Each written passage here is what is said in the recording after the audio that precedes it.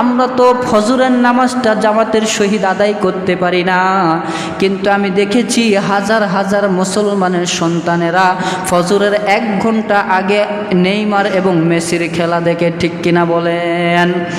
1 ঘন্টা আগে পর্যন্ত মেসির খেলা দেখতেছে, নেইমারের খেলা দেখতেছে, রাত 3টা থেকে ফজর সকাল 10টা পর্যন্ত খেলা দেখতেছে আর হাই উল্লাস করতেছে। অথচ মুসলমানের সন্তানের কপালটা কতটাই ফাটা, ফজরের আজান হয় কিন্তু মসজিদে যাওয়ার সময় আর পায় না। কিন্তু অন্ধকার রাতের ভেতরে এই নেইমার আর মেসি নিয়ে মারামারি শুরু করেছে, কাটাকাটি শুরু করেছেন। রব্বে কারিম কোরআনুল হাকিমের ভেতরে বলে, ইন্তেকালের করার পরে তোমার কাছে তো এই প্রশ্নটাও থাকবে, তুমি কোন ধর্মের উপরে চলাফেরা করেছ? আমি প্রত্যেকেই বলবো, আল্লাহ আমি তো ইসলামের উপরেই চলাফেরা করেছি, ইসলামকেই তো অনুসরণ করেছি। আমার আব্বাও মুসলমান, আমার দাদাও মুসলমান, আমার পরদাদাও মুসলমান। এরকম করতে করতে আল্লাহর নবী পর্যন্ত আমার বংশ প্রত্যেকেই মুসলমান ছিল।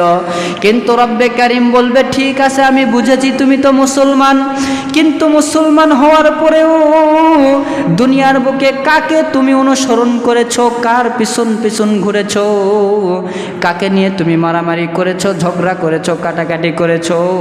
সেই দিন আমি এই প্রশ্নের ভিতরে আটকে যাব। কেননা আমি মুসলমানের সন্তান হওয়ার পরেও তো আর্জেন্টিনার আর ব্রাজিলের সাপোর্ট করেছি, ঠিক কিনা বলেন? সেই দিন চুলের কাটিংটা দিয়েছি আমি আর্জেন্টিনার মেসির কাটিং, আমি তো চুলের কাটিং দিয়েছি নেইমারের কাটিং।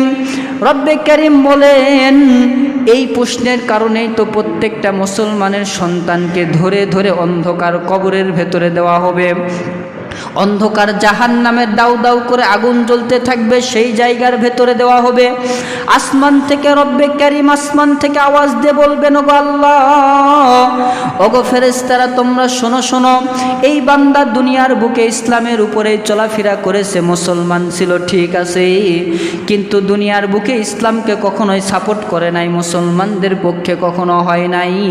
ইহুদি কাফের মুশরিকদেরকে নিয়ে মারামারি করেছে, ঝগড়া করেছে, কাটাকাটি করেছে, সারা রাত্রটা বসে বসে সময়টাকে ব্যয় করেছে, ফজরের নামাজটা আদায় করে নাই।